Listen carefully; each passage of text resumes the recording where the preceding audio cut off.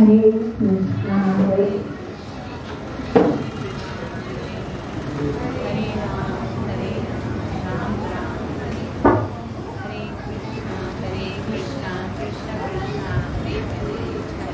राम राम राम।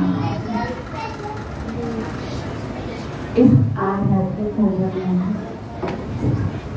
प्रवेश करने से पहले गुरु और गार्डन से कृपा की याचना करते हुए मंगल आचरण करेंगे, ताकि हम जो कुछ श्रवण करने वाले हैं उसका हमें पूरा पूरा लाभ प्राप्त हो सके, जो कि है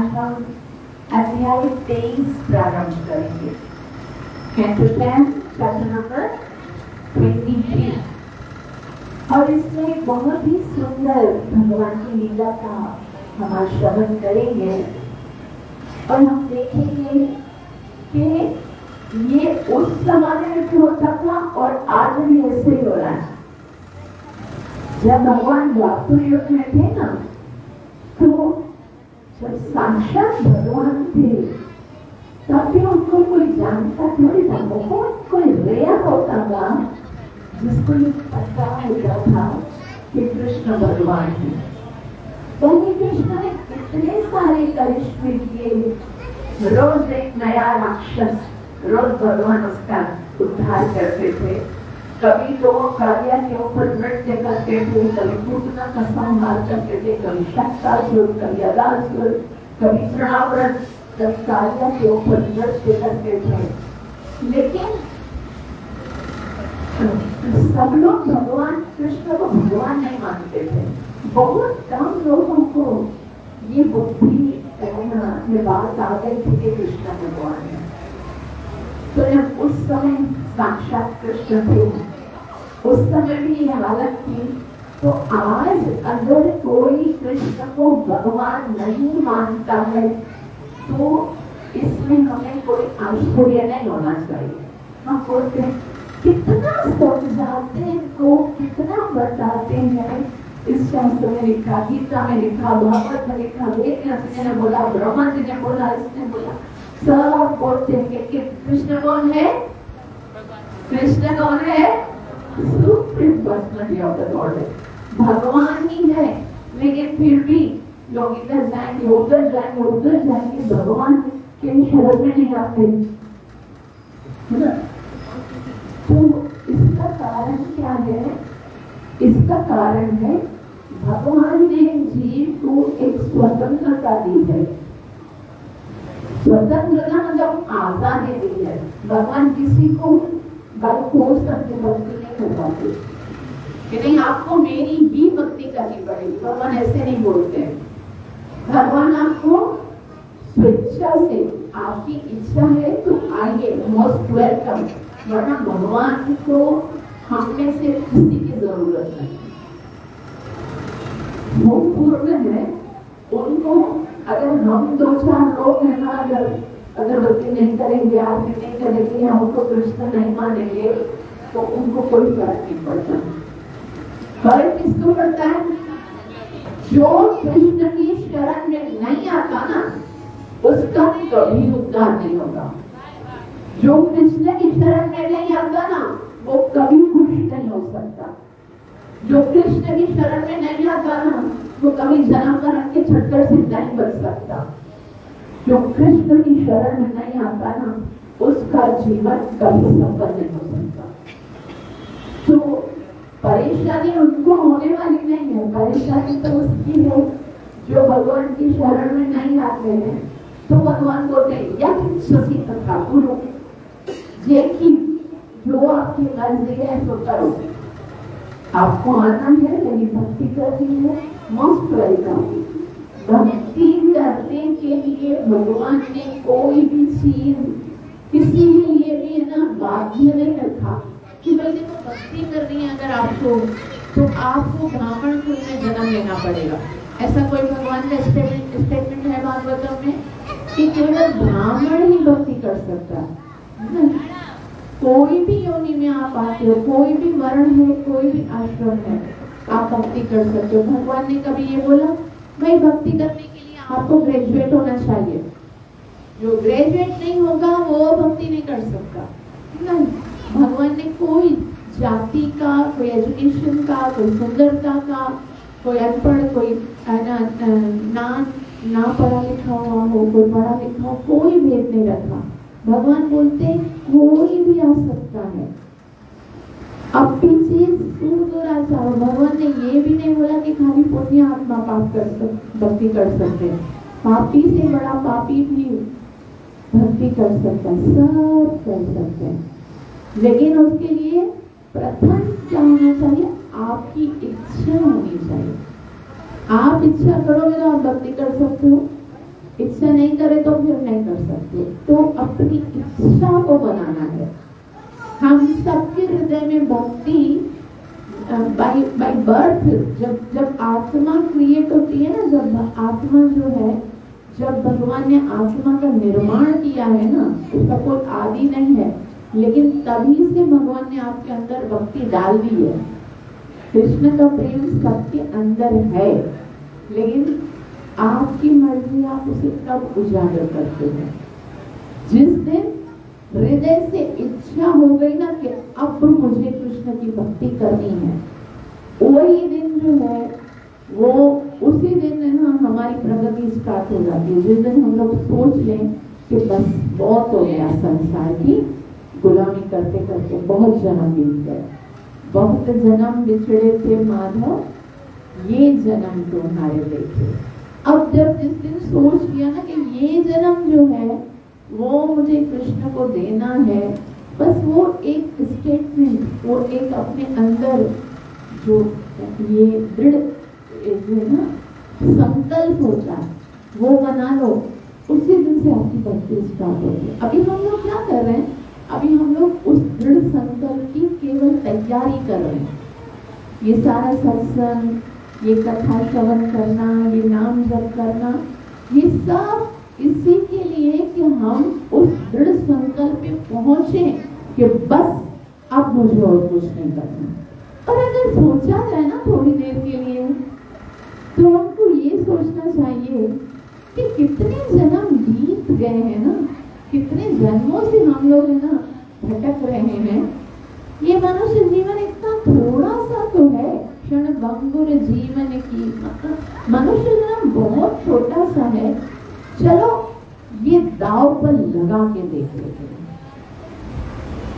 हो सकता है अगर कृष्ण भक्ति से हमें इतने जन्मों में कृष्ण भक्ति नहीं की, जन्म मरण का चक्कर नहीं छूटा, आज हम ये तय कर दे बस इस जन्म में यही करना है, और ये दाव खेल कर तो देखें क्या आनंद आता है। तो क्या होता है, आज सुखदेव गोस्वामी हमें बहुत ही सुंदर कथा सुना रहे हैं कि एक बार भगवान श्री कृष्ण अपने ग्वाल बाल सखाओं के साथ यमुना के तट पर, जो छोटे छोटे बाग हैं या जो वन हैं छोटे छोटे, वहां पर गैया चराने के लिए जाते हैं। कृष्ण हैं, उनके साथ बहुत सारे ग्वाल बाल हैं और बलराम जी भी हैं, सब जा रहे हैं खेलते हुए, आनंद करते हुए। और अचानक से क्या होता है, बहुत देर हो गई है। अब इससे पहले हमने कथा पढ़ी थी ना क्षीर हरण वाली, उसी से कंटिन्यू है। कुछ आचार्यों का तो ये कहना है कि ये घटना भी उसी दिन हुई थी जिस दिन क्षीर हरण हुआ था। तो मतलब सुबह से कृष्ण निकले थे, याद है गोपियां कितने बजे निकलती थी स्नान करने के लिए, एकदम अंधेरा होता था, अभी तक 4 बज रहे होते थे, सूर्य भी उदय नहीं होता, उस टाइम पर कृष्ण निकले थे। तो कुछ नाश्ता वाश्ता खा के नहीं निकले थे घर से, है ना, ऐसे ही निकले थे। और ग्वाल बाल को पता लगा कृष्ण निकले तो सब निकले। अभी इतना देर चलते चलते चलते क्षीर हरण लीला हो गई, फिर वो गैया चराने जा रहे हैं, और चराते चराते फिर क्या होता है, ग्वाल बालों के मन में एक ख्याल आया कि ये जो कृष्ण है ना, वो तो उसको तो अपनी कोई चिंता ही नहीं है ना, वो तो भूख प्यास सब भूल जाता है। ये जो गायों का संग कर रहे हैं, ग्वाल का संग कर रहे हैं, लेकिन हमें तो कम से कम कृष्ण के बारे में सोचना चाहिए ना कि अब कृष्ण को भूख लगी होगी, कितनी देर से हम लोग चढ़ रहे हैं, तो भूख लगी होगी तो हमें कुछ न कुछ कृष्ण के लिए करना चाहिए। लेकिन यहाँ पर एकदम अलग है, जब बार बार बोलेंगे ना कृष्ण तुम्हें भूख लगी होगी बैठो, तो कृष्ण बोलेंगे चलो चलो अभी गैया को चराते, तो बार बार एक दूसरा तरीका निकालते हैं। और यहाँ पर वहां से ही सुखदेव गोस्वामी जो है वो कथा का प्रारंभ करते हैं। तो कहते हैं वी गोप उचहु, अर्थात जो गोप है वो अब कहते हैं, क्या कहते हैं, राम राम महाबाहो कृष्ण दुष्ट निबर्हण एष वैभाग्यते क्षुण्ण तत्शान्तिं कर्तुमर्हता। गोप जो है वो मिलकर राम और कृष्ण को क्या कहते हैं, राम राम महाबाहो। पहले बलराम जी के पास जाते हैं, हे राम हे बलराम, आप तो क्या हो, सबको आनंद देने वाले हो, आप महाबाहु हो, आप तो बहुत शक्तिशाली हो। और कृष्ण दुष्ट निबर्हण, कृष्ण क्या है, दुष्टों का उद्धार करने वाले हैं। आप दोनों तो बहुत सूरमा हो, एक तो आपके अंदर शक्ति है, दूसरा जो दुष्ट है उनका संहार करने वाले हो। तो एक बहुत ही भयंकर दुष्ट जो है उसने हमें घेर लिया है, इसलिए वो कहते हैं एषवै भाद्यते क्षन्न। एषवै, एषवै मतलब वो अपने पेट पे हाथ लगा के बोलते हैं, एक पेट में बहुत भूख रूपी दुष्ट जो है, और भूख रूपी जो हाथी है ना वो आकर चिंगार रहा है। तो बोले एषवै भाद्यते क्षन्न, एक भूख नाम का बहुत बड़ा राक्षस हमारे पेट में घुस गया है। तत्शांतिम कर्तुमर्हता, तत् शांतिम, अब तुम जो के सारे दुष्टों का संहार करते हो तो अब मेरे भूख रूपी राक्षस को भी मारो। अभी भूख रूपी राक्षस को कैसे मारेंगे, उसको जरूर कुछ न कुछ भोजन खिलाना पड़ेगा। तो ऐसे करके वो जो द्वारपाल है वो कृष्ण और बलराम को संबोधित करते हैं। अभी राम राम महाभाव, उन्होंने तो पहले राम राम बोला, तो पहले बलराम जी के पास जाएंगे। लेकिन ना कृष्ण इतना प्यार करते हैं, कृष्ण की विशेषता क्या है जानते हो? उनको खुद भी भूख लगी थी लेकिन अपनी भूख का याद नहीं आया। लेकिन जब उनको पता चला कि मेरे ये सारे भक्त जो मुझसे इतना प्यार करते हैं वो भूखे हैं, तो फिर अब कृष्ण से सहा थोड़ी जाएगा, उनके लिए जरूर उसको कुछ न कुछ करना पड़ेगा। तो कृष्ण श्री शुक उवाच, सुखदेव गोस्वामी कहते हैं इति विज्ञापितो गोपाय भगवान देवकी सुता।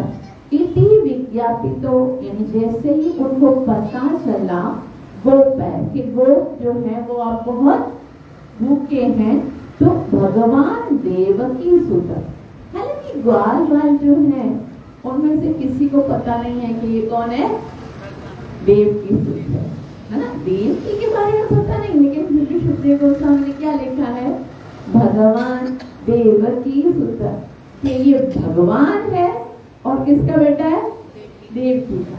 तो कुछ आचार्य गण बोलते हैं कि ये जो देवकी यशोदा मैया ना उनका भी एक नाम देवकी है, और कुछ आचार्य गण ये बोलते हैं कि देवकी भले ही अभी उनको पता नहीं, लेकिन असल में तो कृष्ण देवकी के पुत्र भी हैं और हैं तो भगवान। और भगवान जो है वो कभी भी अपने भक्तों को कष्ट में नहीं देख सकते। तो क्योंकि अभी सारे बोल रहे हैं एषवै बाध्यते, ये राक्षस रूपी भूख रूपी राक्षस जो है उसको हमें तंग कर रहा है।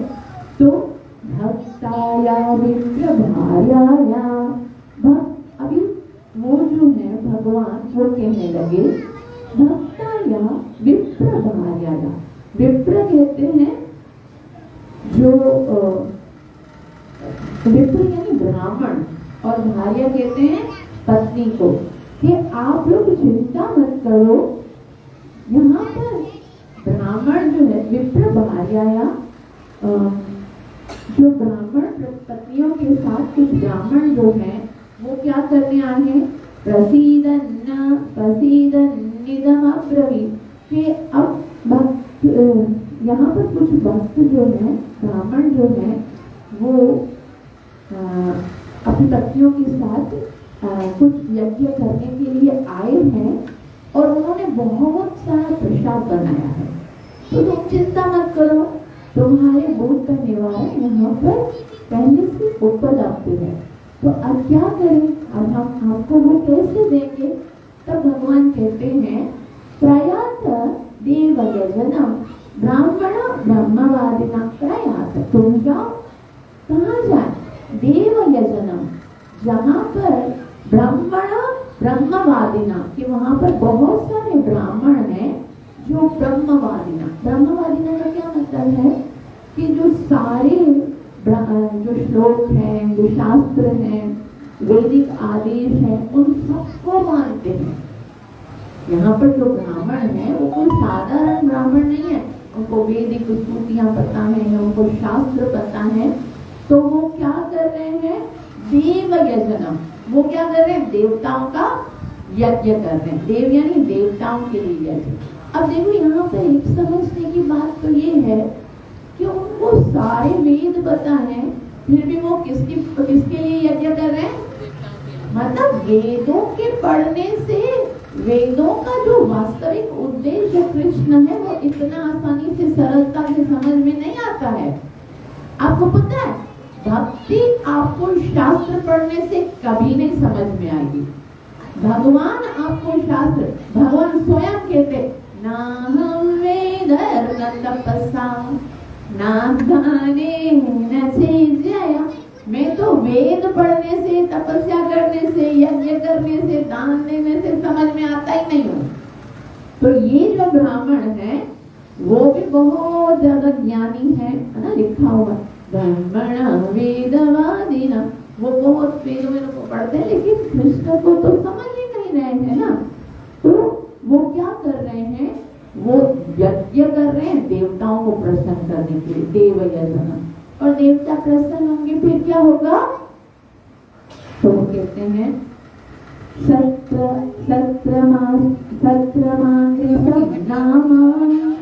हासते स्वर्ग काम्यया, सत्र आंग्रिसम, यानी वो एक यज्ञ कर रहे हैं, एक आंग्रिस नाम का यज्ञ कर रहे हैं। और क्यों कर रहे हैं? हासते स्वर्ग काम्यया, कि हम ये यज्ञ करेंगे तो हम किधर जाएंगे?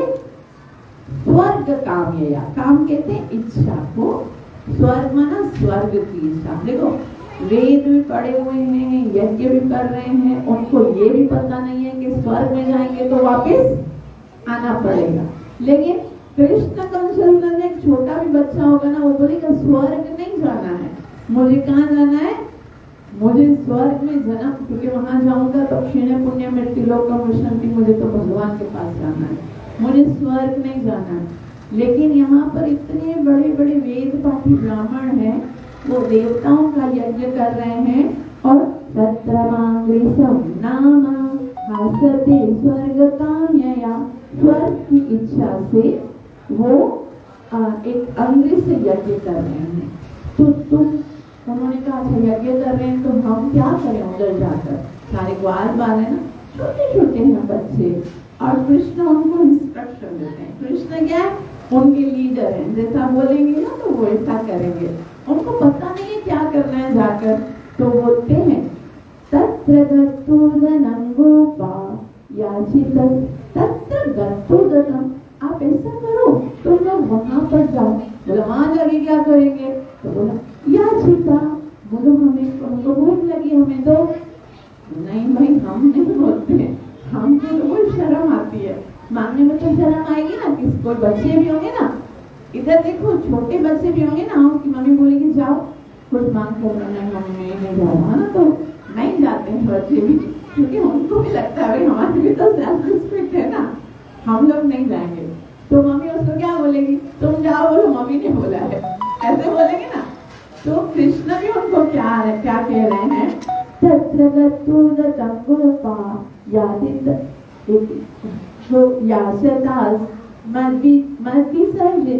मत विसर्जिता। आप लोग बोलो हम लोग खुद नहीं आए हैं, हमको भेजा गया है। किसने भेजा है? कृष्ण ने और बलराम ने हमको भेजा है।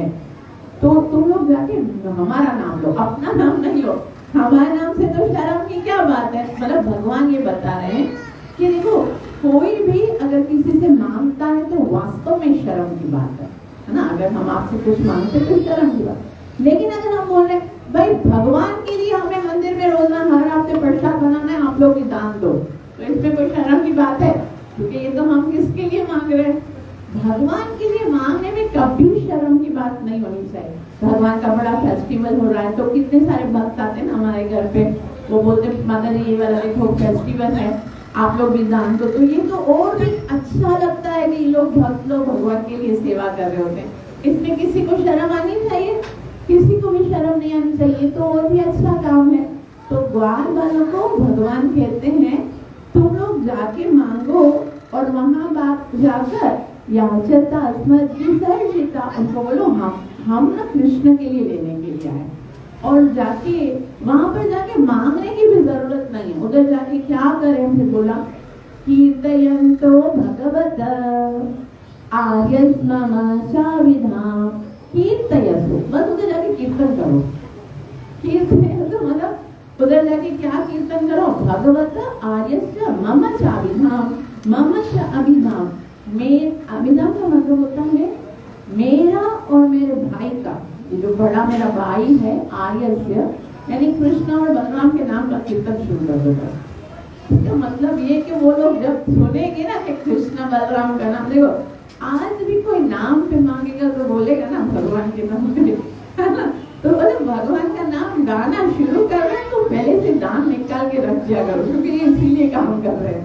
तो भगवान के लिए दान देने के लिए अंदर से है ना, जैसे ही सुनो कोई कीर्तन कर रहा है कोई, तो यहाँ पर भगवान बोल रहे हैं देखो तुमको करने की कोई जरूरत नहीं है, उधर जाके क्या करो, कीर्तयन्तो भगवता आर्यस्य मम चाभिधाम, उधर जाके मेरे और मेरे भाई का नाम पुकारना शुरू करो। जय कृष्ण बलराम कृष्ण बलराम कृष्ण बलराम जय ब्रजभूमि, बोल दो बस जाके, और वो समझ जाएंगे कि कृष्ण बलराम आए हैं तो उनको भूख लगी है। तो उन्होंने कहा ठीक है अब ऐसा ही करते हैं, कृष्ण ने बोला है तो हम उधर जाते हैं और उधर जाके बोल रहे हैं कृष्ण बलराम, लेकिन वो थे तो देने वाले थे ही नहीं, हमारे जैसे लोग थे, कुछ भी हो जाए चमड़ी जाए कुछ देना नहीं है, तो वो लोग तो दे ही नहीं रहे थे। वो जो बाल है इत्यादिष्टा भगवता दत्वा याचन्ते तथा, इत्यादिष्टा भगवता, जैसे ही भगवान ने ये आदेश दिया, क्या आदेश दिया, तुम लोग क्या करो, उधर जाओ, बोलो हमको कृष्ण और बलराम ने भेजा है, हमारा नाम लो, वो लोग दे देंगे। और उधर जाके याचन्ते तथा, वैसा ही जाके किया। और पहले तो क्या किया, कृतांजलि हाथ जोड़े। वो ब्राह्मण लोग क्या कर रहे थे, यज्ञ कर रहे थे ना उस स्वर्ग में जाने के लिए, उनके पास हाथ जोड़े और दंडवत पतिता भूमि, दंडवत प्रणाम किया, भूमि पतिता पर पृथ्वी के ऊपर दंडवत प्रणाम किया। और उनको बोला हम ऐसे प्रणाम करके बोला जैसे कहें, और बताने वाले थे। और कैसे बोला, इतने आदर के साथ वो सारे वेदज्ञ ब्राह्मण हैं, उनको क्या कहते हैं, हे भूमि देवा श्रवतो, हे भूमि देवा। भूमि देवा का मतलब होता है एक देवता होते हैं जो स्वर्ग में रहते हैं और एक देवता होते हैं जो पृथ्वी पर रहते हैं। वो कौन है, ब्राह्मण है। ब्राह्मणों को पृथ्वी का देव कहा जाता है, क्योंकि ब्राह्मण जो है वो उनको इतना महान जो है स्थान प्राप्त है कि ब्राह्मण, भगवान कहते हैं ब्राह्मण मेरा मुख्य है। ब्राह्मण को यहाँ तक भगवान ने कह दिया कि यज्ञ में आहुतियां जो है डालने से, बहुत अच्छी अच्छी आहुति डालते हैं, यज्ञ के मंत्र पढ़ते ना, उनसे मैं इतना खुश नहीं होता हूँ, लेकिन मेरे जो प्रिय ब्राह्मण हैं उनको यदि घी में डिबो कर आप रोटी खिलाते हो, प्रसाद खिलाते हो और दान दक्षिणा देते हो, उससे मैं बहुत प्रसन्न होता हूँ। शास्त्र में लिखा हुआ है कि भगवान ना जब ब्राह्मण को कोई खिलाता ना, भगवान को बहुत अच्छा लगता है। इसलिए गृहस्थियों का कर्तव्य है कि ब्राह्मणों को जरूर खिलाना चाहिए।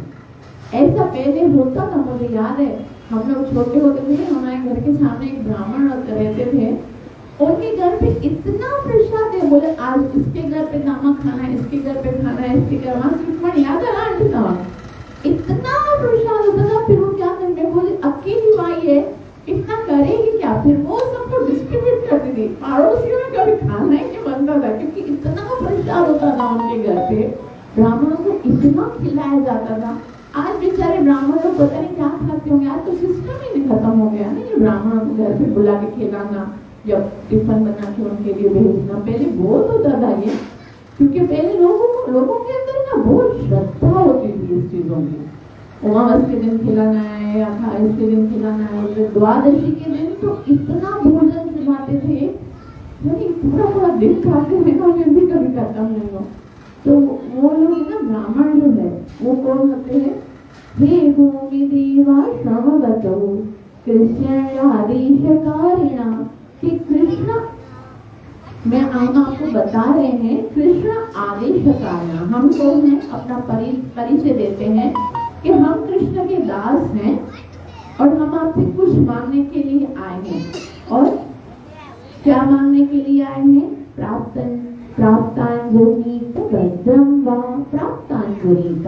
हम आए हैं अनित, जानिए किसके लिए? भद्रम वा, आपका कल्याण करने के लिए। क्योंकि जो आदेश हम आपको देने वाले हैं वो कहाँ से आया है? भगवान से आया। तो आप अगर वो कार्य करोगे तो आपका कल्याण होगा।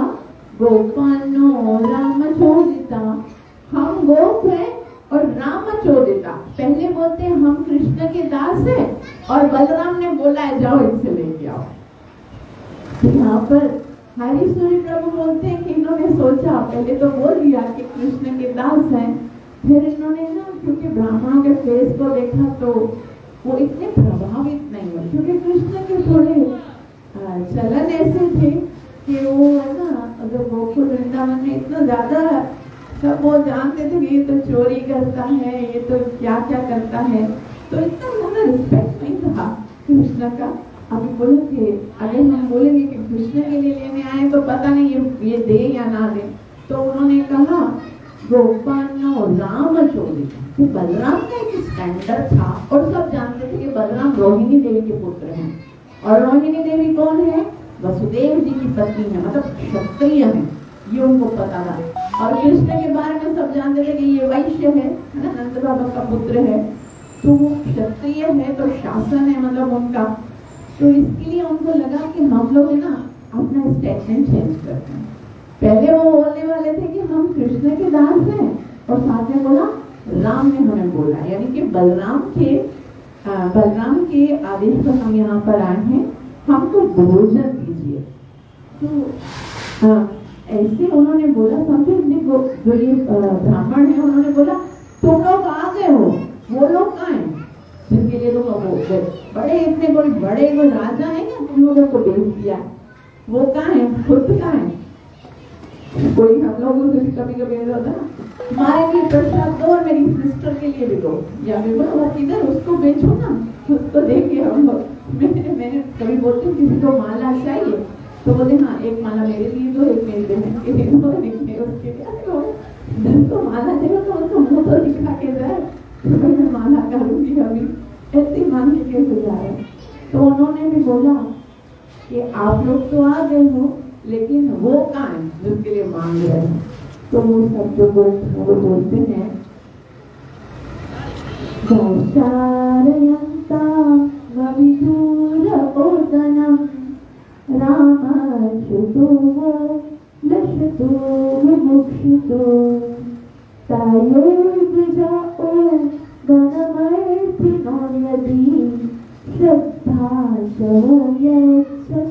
धर्मवित्तमा गाशारयन् वविदूरपोदनं।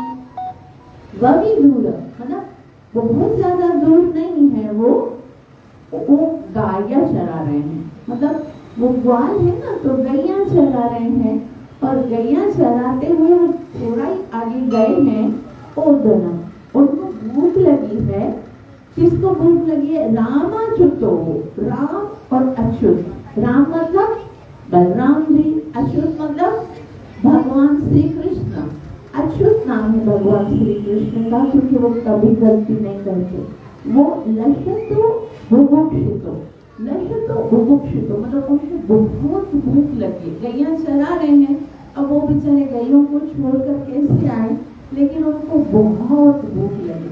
असल में भूख या ग्वाल वालों को भी लगी है वो, लेकिन अपना बताने में शर्म आती है ना। जैसे अगर कोई है ना, अक्सर ऐसा भी होता है ना, भक्तों की ये ट्रिक होती है, अपने साथ गोपाल रख के जाएंगे, फिर अगर किसी के घर में खाने में भोजन में देर होगी ना, फिर बोलेंगे माता जी भोजन जल्दी से बनाई, भगवान को भूख लगी है। अब भगवान को भूख लगी या तुमको भूख लगी? लेकिन एक ना ये ट्रिक है ना, भगवान के लिए बोलेंगे तो जो घर वाले हैं वो भी क्या सोचेंगे, जल्दी बनाओ, वाकई में इनके भगवान को जल्दी खाने खाना होगा। हम लोग अपने यहाँ भगवान लेके जाते हैं, भाई टाइम ज्यादा गुजर जाएगा तो हम बोलेंगे भाई भोग लगाना है, जल्दी बनाओ भगवान के लिए।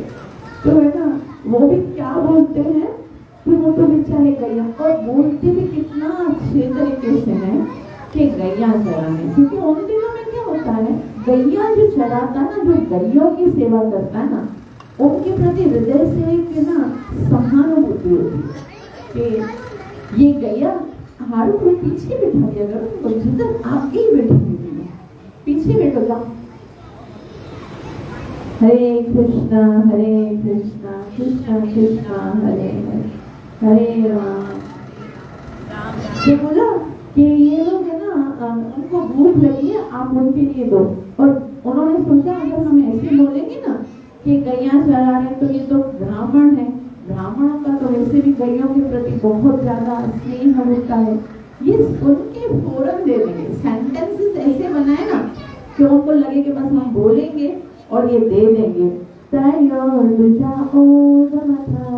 कि आप तो ब्राह्मण हो, और ब्राह्मण जो है वो तो कितने है ना स्नेही होते हैं, तो यदि श्रद्धा चहो यश धर्मविद, क्योंकि आप तो धर्म को जानते हो, आप तो धर्मज्ञ हो, आपको पता भी है कि धर्म का मतलब होता है कि अगर कोई भूखा आपके पास आए तो हमें क्या करना चाहिए, उनको भोजन अवश्य खिलाना चाहिए। एक धर्म की बात है, उस समय एक सेकंड के लिए भी नहीं सोचना चाहिए। यदि कोई भूखा व्यक्ति बोलता है कि मुझे भूख लगी है, फिर भले आपके घर में इतना अन्न हो कि आपके अतिरिक्त इतना थोड़ा सा ही हो, अपने लिए खाली हो, लेकिन अगर किसी ने बोला है कि हमें भूख लगी है तो हमको उसको भेजना चाहिए, क्योंकि पता है हम लोग तो दूसरा बना सकते हैं, वो कहाँ से लाएगा। हम लोग तो अभी देखो मंदिर आए तो खाएंगे ना, घर में हो तो किसी को अन्न जो है वो दान कर देना चाहिए। तो उन्होंने सोचा कि ऐसे हम बोलेंगे कि भाई आप तो धर्मज्ञ हो, आप तो ना समझते भी हो, और वो लोग तो गैया चराने के लिए गए हैं, उनको बहुत भूख लगी है, तो आप दे दो तो वो जरूर दे देंगे, ऐसा उन्होंने सोचा। तभी वापस उनके मन में आया कि कहीं ऐसा ना हो कि ये लोग बोले तुमको नजर नहीं आ रहा हम लोग क्या कर रहे हैं। वो क्या कर रहे थे, यज्ञ कर रहे थे। अभी यज्ञ हो रहा है तो यज्ञ खत्म होगा तो भोजन मिलेगा ना, तो उनको ऐसा लगा कि ये कहीं टाल ना दे, तो वो कहने लगे दीक्षाया पशु संसर्य सोत्रमन्याचतमा अन्यत्र दीक्षतस्तापि नानम अश्नानिह दुष। के एक जब आपका यज्ञ मैंने देख लिया है, वो लोग जानते थे यज्ञ की विधि को, बोले यज्ञ देख लिया है, और एक यज्ञ के अंदर एक क्रिया होती है जिसमें यज्ञ का भोजन जो होता है वो उसके अंदर जब डाल दिया जाता है तब मतलब यज्ञ अभी संपन्न हो गया है। और आगे बोलते हैं ना अन्नम अश्ननीह दुष्पा, कि अब क्योंकि ये क्रिया हो गई है तो अभी अगर आप किसी को भोजन खिलाते हो ना अन्नम अश्ननीह दुष्यन्ति, तो इससे कोई भी अपराध नहीं लगेगा। मतलब आप लोग ये मत सोचो कि अभी आपका यज्ञ कंप्लीट नहीं होगा, ये क्रिया हो गई मतलब अभी यज्ञ कंप्लीट हो गया है, तो अगर आप किसी को भोजन दोगे तो इससे आपको कोई भी अपराध नहीं लगेगा, तो आप कर सकते हो। मतलब आप अब हमें भोजन दे सकते हो, क्योंकि राम और कृष्ण को बहुत भूख लगी है, बेचारे सब ग्वाल वालों को भी भूख लगी थी। तो वो कहते हैं कि देखो ऐसे बता रहे हैं ना, उनको बता रहे हैं, लेकिन इति भगवन् वाचा श्रवतोऽपि न श्रुवः।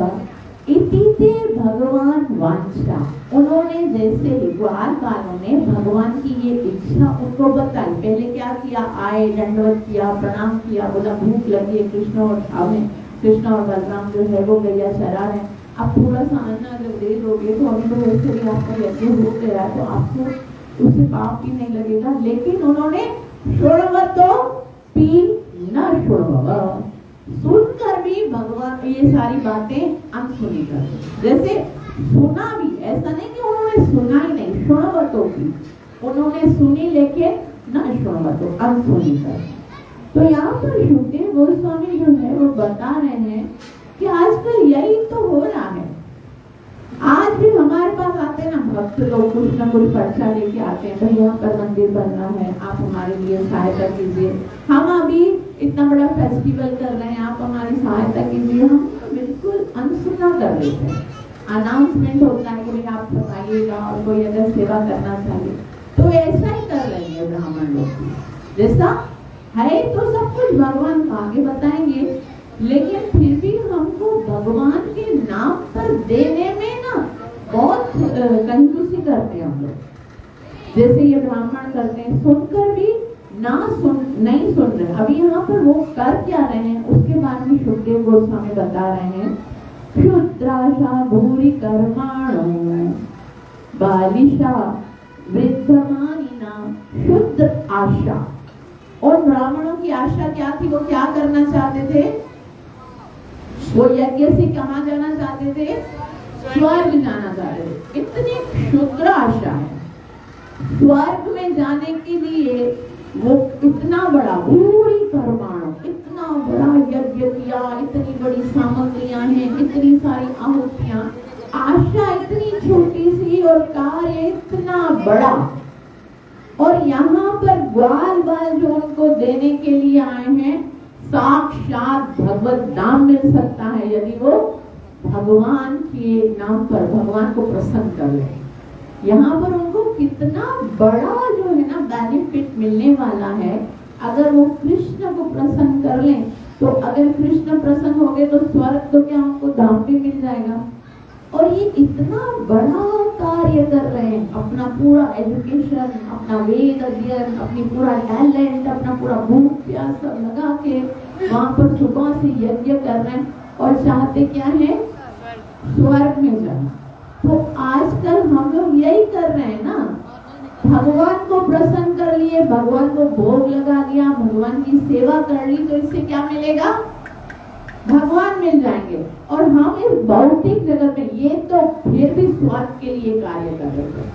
हम जिन कार्यों में बिजी हैं सुबह से लेकर रात तक, वो तो हमको केवल इस संसार का ही कुछ धन देंगे ना। जो बोलते हैं भाई हमारे पास भगवान के लिए टाइम नहीं है, मेरे पास टाइम ही नहीं है, मैं कैसे भोग लगाऊं 3 टाइम। कुछ लोग ऐसे बोलते 3 टाइम भोग लगाने का टाइम नहीं है, खुद तो 4-4 5 दवा खाते है ना, और बाकी टाइम उनका किधर जाता है? या तो कोई बोलेंगे भाई हम तो स्टडी करते हैं ना, हम तो हमारे पास तो इतना सारा स्टडी का बर्डन होता है। कोई बोलेंगे हम तो जॉब पे जाते हैं ना, हमको हमारे पास जॉब। कोई बोलेंगे हमारे घर में इतना काम है। ये सारे काम तो संसार में थोड़ा सा धन या थोड़ा सा सुख प्रदान करने वाले हैं। आप अगर भगवान को खुश कर दोगे तो क्या नहीं मिलेगा।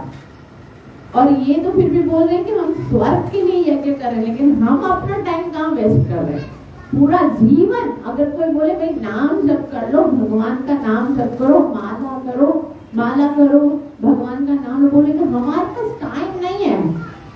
और वो टाइम जो है वो स्पेंड किस में कर रहे हैं? एकदम फिजूल काम, बिल्कुल ना उस काम के अंदर ना कोई स्वर है ना स्वाद है, बस खाली दूसरों की डीपी देखना, वो देखना कहाँ सेल लगी हुई है, क्या किसने क्या पहना, किसने क्या खाया, ये देखने में टाइम लगा देते हैं और भगवान के नाम के लिए टाइम ही नहीं है। तो यही तो कर रहे हैं, क्षुद्र आशा भूरि कर्माणि। इतनी क्षुद्र आशा है भौतिक जगत में क्षणिक सुख प्राप्त करने के लिए, इतना महान सुख जो कि हरि नाम से मिल रहा है उसको हम लोग नहीं कर रहे है ना। इतना महान है ना वो सुख जिसे भगवान प्राप्त। बालिश वृद्धमानिना, वो कार्य तो कैसा है? बालिश, बचकाना कार्य है। और वृद्धमानिना, आज संसार में उसी को महान समझा जाता है। जो हायर एजुकेशन प्राप्त करेगा, जो ग्रेजुएट हो जाएगा, जो सीए करेगा, जो डॉक्टर बनेगा, जो इंजीनियर करेगा, वाह तो मैंने तो नाम अपने खानदान का नाम रोशन कर दिया। नाम रोशन कर दिया मतलब क्या? इसी जन्म में ना अगर हरि नाम का उच्चारण करेगा, अगर भगवान की भक्ति करेगा तो अपना भी उद्धार करेगा, अपने कुलों का उद्धार करेगा। है ना, कितना महान कार्य है। और हम समझते हैं क्या, बालिशो वृद्धिमानी ना, कि हम वो छोटे से कार्य को, जो कि इतना छोटा है, केवल क्षणिक इस संसार का आनंद देने वाला, और हम समझते हैं वाह ये देखो ग्रेट पर्सन है। ग्रेट पर्सन ऐसे नहीं बन जाते कि संसार में कोई एजुकेशन प्राप्त कर ली, धन प्राप्त कर लिया, यश प्राप्त कर लिया। ग्रेट पर्सन ऐसे बनते हैं कि जिसने अपने मनुष्य जीवन को सफल किया। और मनुष्य जीवन कैसे सफल होगा, वो आगे बताते हैं कि आपके पास जो कुछ भी है, जो भी है, क्या है, देश काल पृथक द्रव्यम मंत्र तंत्र तयोर्नयः देवता यजमानश्च क्रतुधर्मश्च तन्मयः। देश काल पृथक द्रव्यम, देश माना वो जगह जहाँ पर बैठ कर तुम यज्ञ कर रहे हो या कोई भी कार्य कर रहे हो, आप एजुकेशन प्राप्त कर रहे हो, अपना धन कमा रहे हो, बिजनेस कर रहे हो, नौकरी कर रहे हो, जो भी कर रहे हो, वो जगह, काल मतलब वो समय, पृथक वृद्धम पृथक द्रव्यम, जो वस्तुएं हैं तुम्हें उन वो सारी कार्य करने के लिए जो दी हैं, मंत्र तंत्र, जो कुछ भी आपके जो कुछ भी है आपके पास, जो भी पैरव है, जो कुछ भी है, वो सब क्या है, वो सब किसके द्वारा आपको मिला है। ये संसार, ये जो पृथ्वी है जहाँ पर बैठे हो, किसने दी है। वो जो समय है जो जिसमें आप कार्य कर रहे हो, वो किसने दी है। वो जो इंग्रेडिएंट है जिसके साथ कार्य कर रहे हो, वो किसके, वो सब का सब कृष्ण की कृपा से मिला है ना।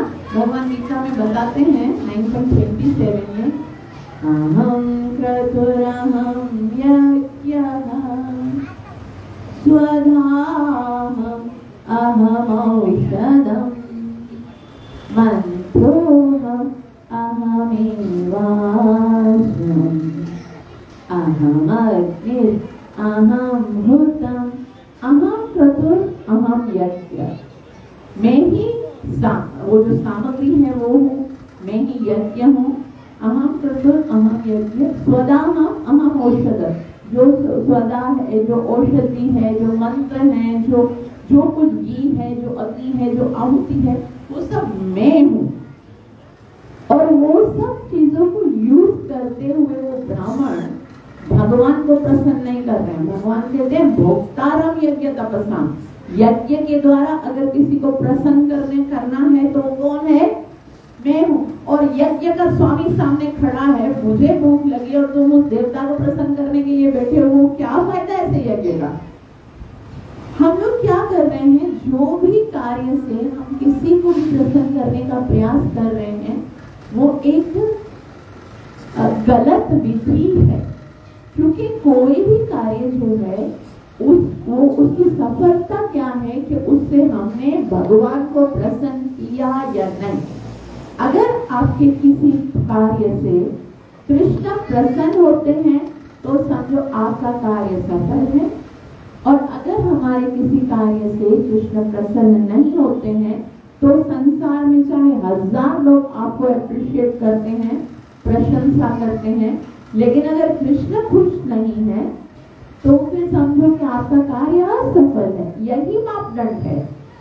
इसी से हमको पता चलेगा कि हमने सही किया है या गलत किया है। तो तयोर्द्विजा ओदनम अर्थनोदितम। तो आप तो ब्राह्मण हैं, तो वापिस बोलते हैं कि आप तो ब्राह्मण है, आप तो समझते हो कि सब कुछ कृष्ण का ही है, तो आप ऐसा कीजिए, कुछ हमें भोजन दे दीजिए।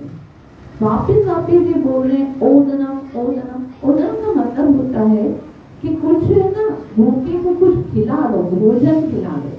भोजन देने के लिए ओदनम, और भोजन देने के लिए बार बार याचना कर रहे हैं, कुछ हलवा पूरी, कुछ मिष्ठान कुछ नहीं बोल रहे, थोड़ा सा भात दे दो, बस खाली सब्जी वब्जी भले नहीं दो, कुछ भात दे दो। और कब दो, वो बोलते श्रद्धा श्रद्धा।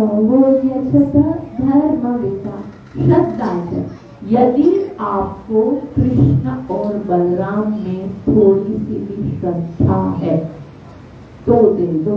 आप हमें उनके लिए भोजन देते। लेकिन वो लोग जो हैं वो कृष्ण और बलराम के प्रति जरा भी श्रद्धा तो नहीं रख रहे थे, क्योंकि वो तो यज्ञ कर रहे थे देवताओं को प्रसन्न करने के लिए। हरे कृष्ण कृष्ण कृष्ण हरे हरे, हरे राम राम राम।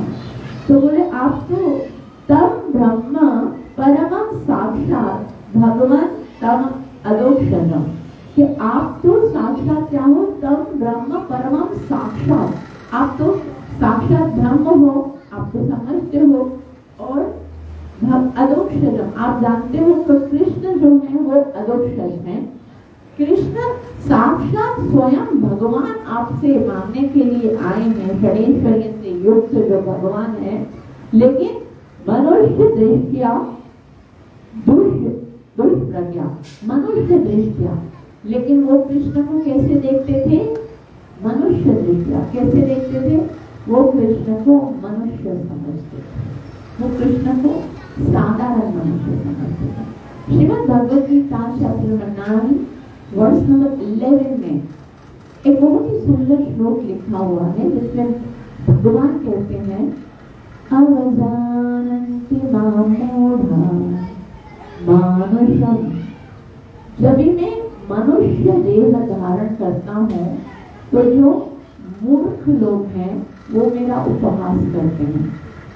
वो परम भावम अजानन्तो मम भूत महेश्वर, वो मेरे परम भाव को नहीं जानते हैं कि मैं क्या हूँ, मैं समस्त जीवों का ईश्वर हूँ, वो ये नहीं जानते हैं। तो इसलिए मनुष्य दृष्टा दुष्प्रज्ञा मर्त्यामात्मो न मेनिरे, वो लोग क्या समझते हैं कि जिसने जन्म लिया है, ये तो अक्सर आपसे भी किसी ने क्वेश्चन किया होगा कि भाई जिसका जन्म होता है, हम जन्माष्टमी मनाते ना, तो जिसका जन्म होता है वो बोला भगवान कैसे हो सकता है। तो उनको भगवान का कॉन्सेप्ट ही समझ में नहीं आता कि भगवान तो कुछ भी कर सकता है ना। भगवान तो जब चाहे आ सकता है, अपनी इच्छा से भगवान जाते हैं। भगवान बोलते हैं बहुनी में व्यतीतानि जन्मानि तव चार्जुना कार्यहं वेद सर्वाणि न त्वं वेद परन्तप। ये परन्तप, हाँ मेरे और तुम्हारे तो कितने सारे जन्म हो चुके। भगवान जन्म बोलते हैं, जन्मानि तव चार्जुना, तो भगवान आते हैं जाते हैं, ये भगवान की लीला है। लेकिन जो मूढ़ लोग होते हैं, जो मूर्ख लोग होते हैं, वो ये नहीं समझ पाते हैं। तो उन्होंने भगवान की बात को, जो बात है उनकी बात को अनसुना कर दिया। उन्होंने बहुत बोला अच्छे से, लेकिन श्रवतो ना भी सुनो, सुनकर भी नहीं सुना। और फिर क्या हुआ, अच्छा कुछ बोल देते ना अगर ऐसे कि जाओ अभी नहीं दे रहे हैं, आपको दिखाई नहीं दे रहा कि हम यज्ञ कर रहे हैं, लेकिन उन्होंने कुछ बोला भी नहीं। न ते यदोमिति प्रोचन्य नेति च परन्तप। परन्तप सुखदेव गोस्वामी जो है परीक्षित महाराज को बोलते हैं न ते यदोम इति, ओम इति, ओम का मतलब होता है यस, और प्रोचर न नेति, नेति मतलब नहीं। उन्होंने हाँ भी नहीं बोला, खबर करो दे रहे, उन्होंने ना भी नहीं बोला, निकलो यहाँ से नहीं दे रहे, कुछ भी नहीं बोला उन्होंने। तो जो ग्वाल बाल थे गोपानिराश प्रत्येक तथोषु कृष्णामयो गोपानिराश। अभी क्योंकि उन्होंने तो अपनी ओर से 100% लिया, लेकिन उन्होंने कोई रिप्लाई नहीं किया, उन्होंने कोई उत्तर नहीं दिया, तो गोपाल जो है वो बहुत निराश हो गए। और तथा जो कृष्ण नामय, और फिर वापस से वो राम और कृष्ण के पास आ गए। अब कृष्ण को जाके बताए तदुपकारण्य भगवान, और कृष्ण और राम को बताया हम लोग गए थे, हमने इसे बोला, ये भी किया, प्रणाम भी किया, मगर उन्होंने हमें कुछ बोला ही नहीं, कोई रिस्पॉन्स ही नहीं दिया।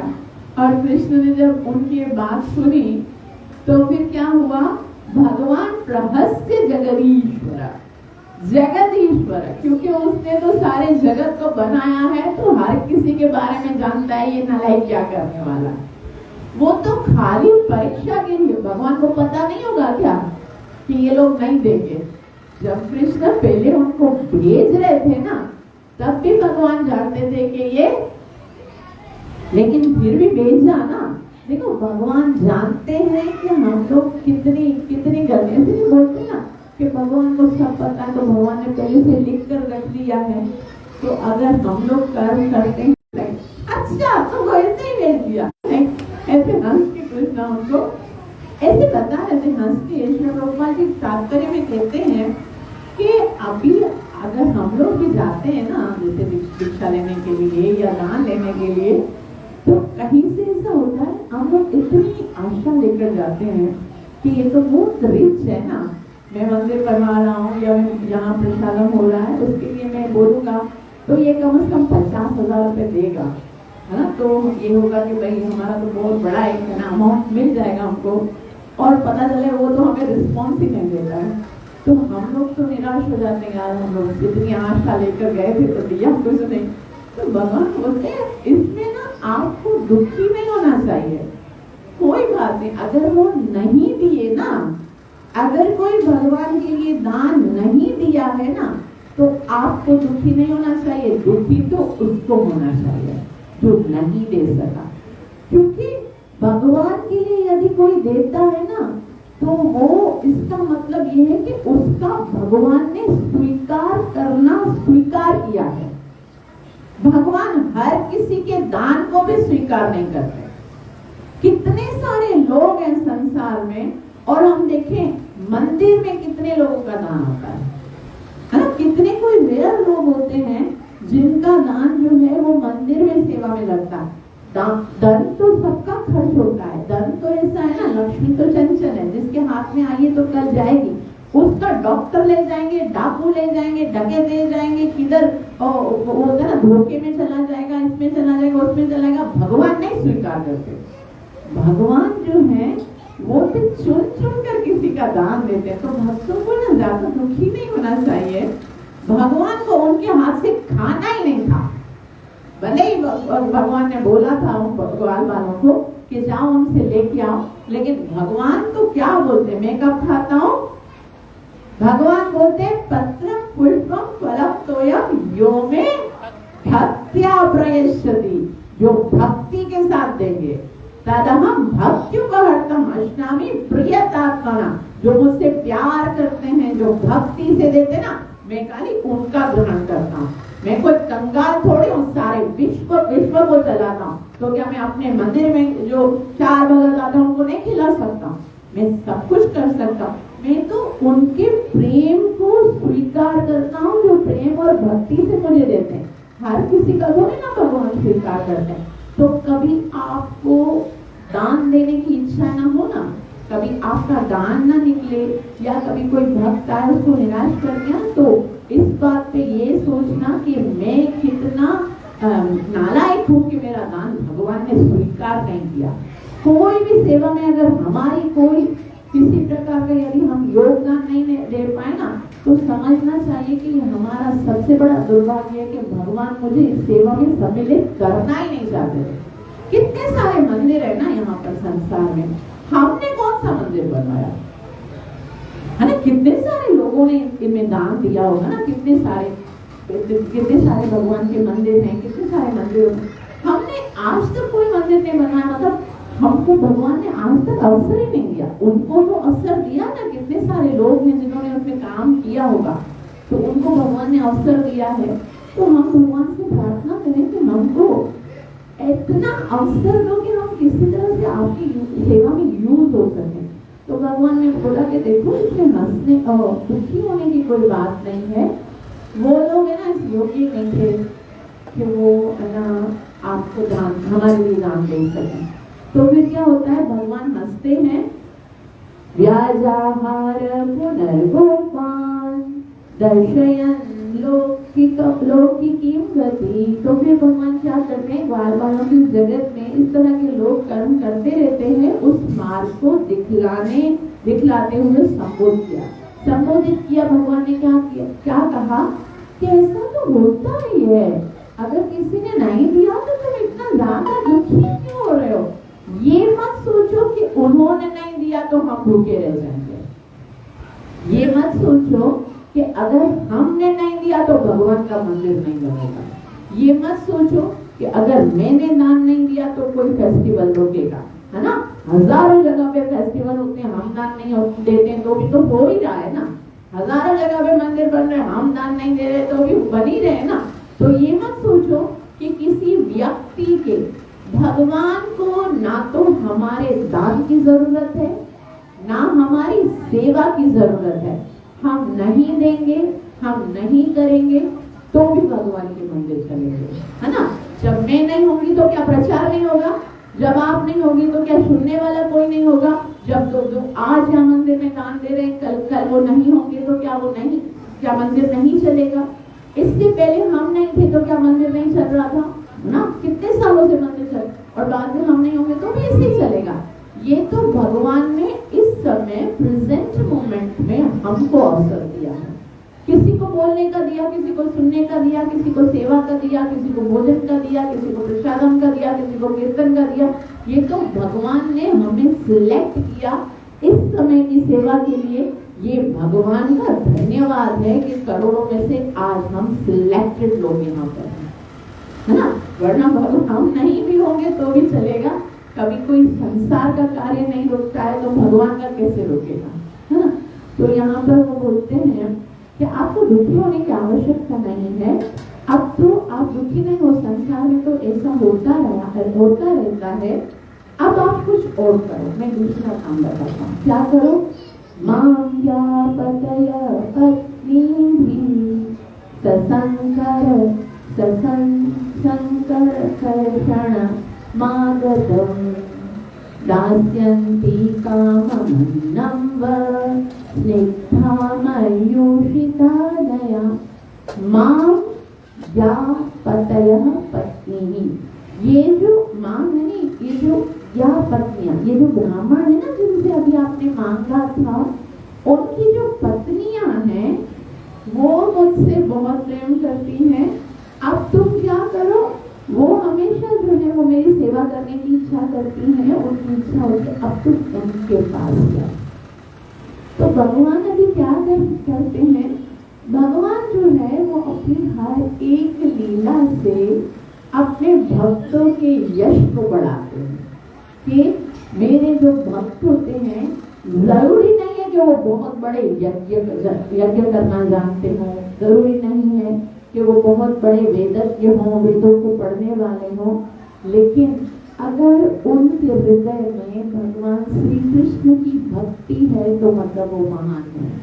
और अगर कोई व्यक्ति भले ही सारे या ज्ञान को प्राप्त कर लिया है, आज हम देखते हैं बहुत सारे लोग हैं ऐसे जो कि बहुत ज्ञानी होते हैं, वेद जानते हैं, जो कि ना बहुत बड़े बड़े श्लोक बोलते हैं, प्रचार करते हैं, लेकिन वो बोलते हैं कृष्ण के प्रति उनका कोई आकर्षण नहीं होता है।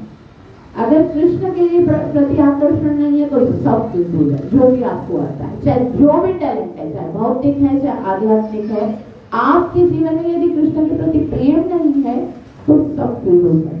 और अगर आपको भगवान श्री कृष्ण के प्रति प्रेम है और कोई टैलेंट नहीं है, कोई भी मेरे अंदर कोई भी योग्यता नहीं है, लेकिन अगर कृष्ण के प्रति प्रेम है तो कृष्ण स्वीकार करेंगे, आप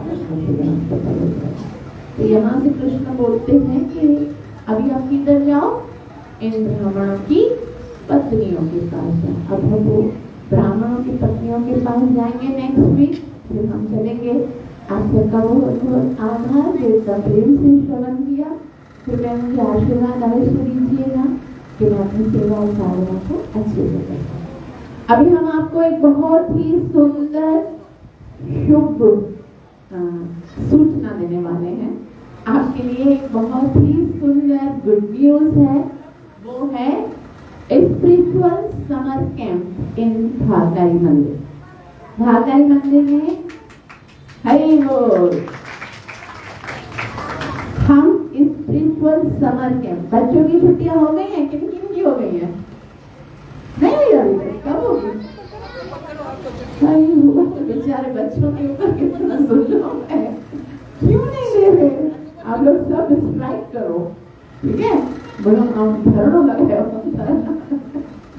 हमको जून जुलाई की छुट्टियां चाहिए। तो समर सच्ची में भी नहीं हो रही क्या? हो हो गए ना वर्जन, आप लोग के हो गए ना।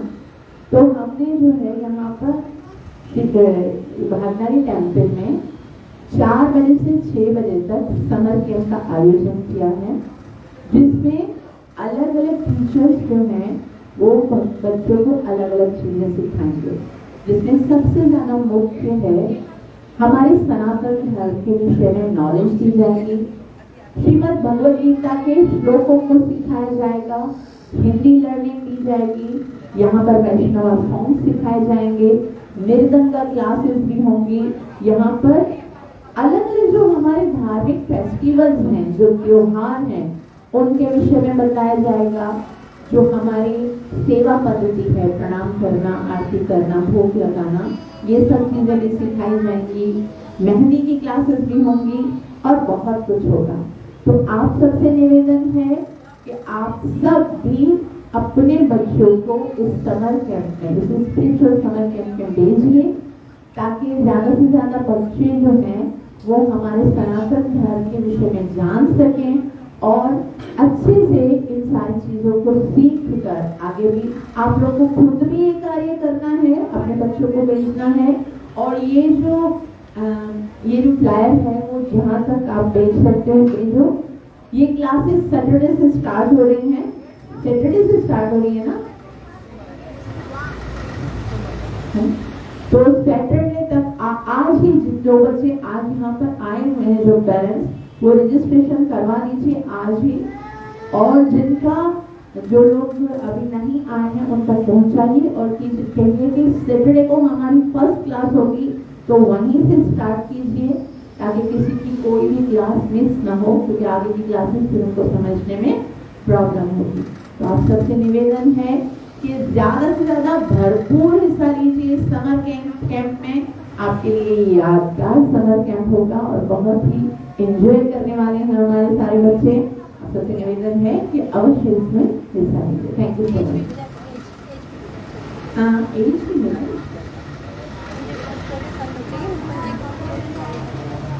5 साल से लेकर 6 साल से लेकर 15 साल तक। 6 साल से छोटे बच्चे जो हैं अगर आएंगे ना क्लासेस में, तो वो ना खुद सीख सकेंगे ना हमें दूसरे बच्चों को सीखने देंगे ना। तो 6 साल से लेकर 15 ईयर्स तक जो है वो बच्चे आ सकते हैं। Thank you so much.